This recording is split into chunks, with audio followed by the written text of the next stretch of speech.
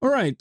I've been mispronouncing these Icelandic names my whole life. When you see that double S-O-N at the end, it's shun, like SH sound in English.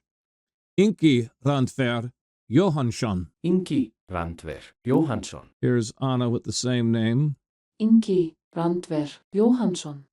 Ingi Randver Johannsson was born December 5th, 1936, passed away October 30th, 2010. He was Nordic champion in 1961. He was Icelandic champion in 56, 58, 59, and 1963. Ingi Johannsson gained the International Master title in 1963. Ingi Randver Johannsson. I've been saying Johannsson. Johannsson. It's Johannsson. Sort of a sh sound, SH type of sound. So let's get into the game. Of course, we have E4 from Bobby Fischer. No surprise there. And E5, Johannsson. Knight F3, Knight C6, and Bishop B5. Ry Lopez's opening, and Paul Morphy's defense with A6, the Columbus variation with Bishop A4, and Johannsson with the modern Steinitz defense, Pawn D6, C3 from Fischer, Bishop D7, now D4, and Knight F6, castles here, and Bishop E7. Now D5 from Bobby, not the usual approach. It gets a check mark. You'll note that Rook E1 is called for by the bot, which is the most common move. Rook E1 and kingside castles. This can all be found in Volume C, Section 85 of your Encyclopedia of Chess Openings. Queen's Knight to D2, Rook E8, and you can all tell me it's Knight F1. We see this every week, it feels like. The most common continuation is Bishop F8, Knight G3, G6. Ignore the inaccuracy here. H3 and Bishop G7. That is the most common line, not played this time by Bobby Fischer, who instead played Pawn D5. He puts his knight back on B8 and Bishop to C2. Bishop G4, pinning the knight. More common is C6, and again, that's the move recommended down here on the bot. C6 and C4, by the way.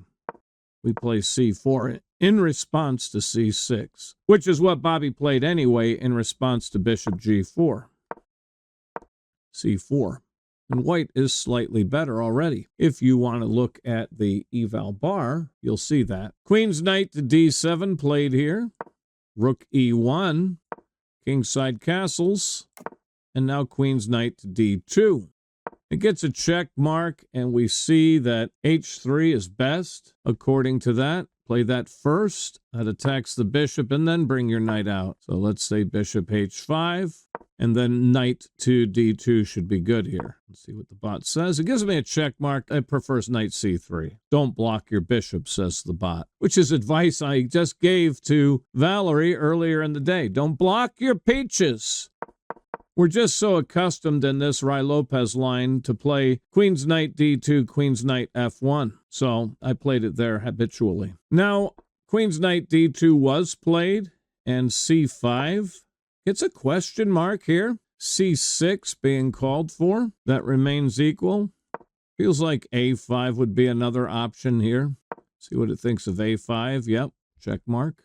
But C5 from Johannsson. A4, marked inaccurate. Queen E2 being called for. I still want to put the question to this bishop.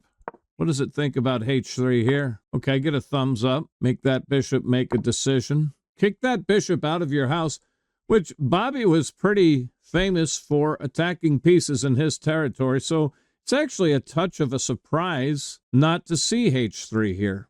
But A4, Knight E8, B5 being called for. I would think backing up the bishop proactively might be advisable. Yeah, check mark. You could also just play the prophylactic here. That's a star. Likes that even better. Knight E8 from Johannsson. Now Knight F1. in the usual manner. Bishop takes the knight on f3, queen takes the bishop, and bishop g5. Knight e3 interposes, g6, not liked. Why weaken these now is the bot's point, preferring b5 over here. That's a interesting move. g3 from Fischer. That's held in even greater disdain than g6. a5, the bot's recommendation. I actually thought queen h3 looked interesting. I get a check mark for that move. g3 from Fischer. Knight g7. Okay, now the pieces are coming together. And h4 hitting the bishop. Bishop takes knight, bishop takes bishop. And Bobby enjoys the bishop pair, but enjoy might not be the right word since we have quite a locked up structure here. The bishop on c2 in particular has no scope whatsoever. But Johannsson with f5 inviting him to begin opening this line. Now bishop h6 in response to the threat of f4. He plays f4 anyway. And that gets a question mark. Rook f7 with pawn takes to follow, I would imagine, is the idea. So, for example, with this pressure here, you want to get the queen out of the way, put it back to bed, and then we play pawn takes pawn, and bishop takes pawn. And the whole idea of this from the get-go was to get this knight on f5. So, probably just take that and kind of shred the king's position a little bit. Instead, Johannsson with f4 and Bobby with g4. I was surprised by this move. The bot recommending queen e2. But I actually thought with g4 no longer covered by a pawn from f5, we should put our queen there. What does it think about queen g4? A star. Instead, Bobby plays the pawn g4 and says, go ahead and take this pawn. And Johannsson accepts that invitation. Queen takes h4. g5, containing the queen, similar to the way Valerie Loves Cody contained Twizzler's rook today, only in a different place, but she cut off his path of egress, and so Bobby likewise cuts off this queen's path of egress. To try to resolve that, queen h5 putting the question to our queen. And I like trading queens to try to break up the king's position. Instead, Bobby plays bishop d1. That's marked as a mistake from the bot. Trading queens is best. Note, black cannot take with the knight or he loses the exchange, so he would have to break up his position. Instead, Bobby with bishop d1, and queen takes queen on f3, bishop takes queen. Now the king's rook comes way over to b8 here, getting behind this pawn. Bishop g4 attacking the undefended knight. That knight retreats to f8. What a miserable place for this knight. That's hot and unprotected. That's hot and protected but super attacked. And these two are occupied and immobile. Therefore, that knight is immobile. Amazingly, according to the eval bar, the game is still dead equal here. Bobby with b4. That's marked as a mistake with f3 being suggested. I kind of thought get your rook behind this pawn first and then play to b4. I get a star for rook eb1, and I feel like that keeps, well, again, the eval bar says it's even. I felt we had the upper hand, right? Well, especially if he plays b6 here. Yeah, that's inaccurate. And now b4. Yeah. But Bobby with b4 straight away, and that is accepted. Pawn takes the pawn, and now a5. Rook c8, attacking the backward pawn on the open file, marked as a blunder. b6. b6 is called for. That is interesting. I'll play rook eb1 now for sure. Do not capture this. He's hoping you capture the pawn. That would be a mistake. I'm going to play rook eb1 and have you capture me, then I'll capture you. The problem with taking with pawn is it vacates a5 and allows him to play his pawn to that square. So instead, I would play king's rook to b1, and after takes, take with the rookie, and I'm looking good here. Even though eval bar says I'm not as good. Black is better in this. Boy, really, black is better. That's astonishing. All right, well, rook c8, black is not better. Of course, the bishop can just take it, and he does. Not even the best move. Take this knight first? Okay. Right, the point is, even though this knight can't move, your bishop can't move either. Rook takes bishop here. Now king's rook to b1. And that's marked inaccurate. And I actually preferred to get behind this pawn. What does it say of rook ec1?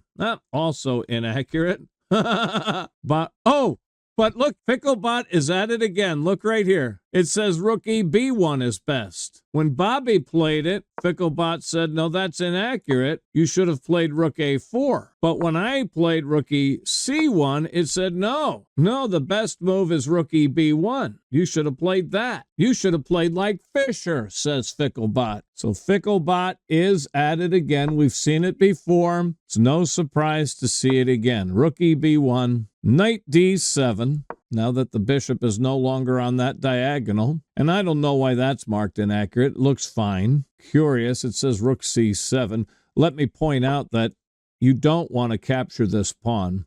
On rook takes pawn, we play rook a4 here. Then on knight d7, we're going to play captures with that a rook, and we've got this nice battery here. So you'll probably have to take, and now you'll have to defend this. And now I'll get rid of this. And now, how are you going to hold on to that pawn? Note, this E-man is basically poisoned. So if you take the E-man, I'm taking your B-man with check, right? So let's say knight takes. That should be a question mark at least, a check mark. Okay. I feel like it was worse than a check mark. The point here is that the king is forced back to the 8th rank. Wow, it prefers that you give up the pawn. That's strange. Right, okay, so I'm going to come back here and make a passed pawn. You can take my G-man. Well, you know what? If you take my G-man, I'll take the D-man first. That gives me a passed pawn here, and then I'm going to get another passed pawn here. This is another good lesson for you, Valerie. Why did I choose this pawn first? Because if I take this pawn first, he can defend this pawn. So I picked the one that can be defended first and save the one that will always be en prise for later. All right, coming back. Johannsson with knight d7. Rook takes b4.